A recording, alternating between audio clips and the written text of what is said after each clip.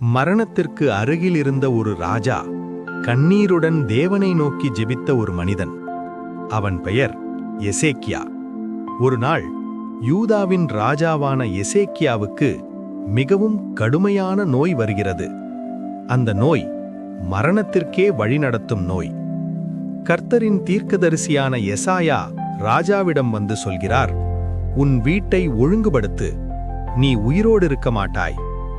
இந்த வார்த்தைகளை கேட்டதும் எசேக்கியா தன் முகத்தை சுவரை நோக்கி திருப்பி யாரும் பார்க்காத இடத்தில் கர்த்தரிடம் கண்ணீருடன் ஜெபிக்கிறார்.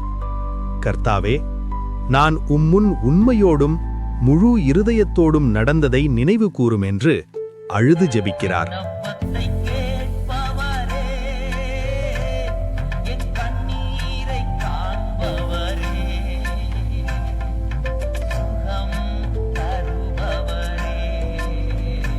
அந்த கண்ணீர் பூமியில் விழுவதற்கு முன்பே விண்ணகத்தில் பதில் வருகிறது.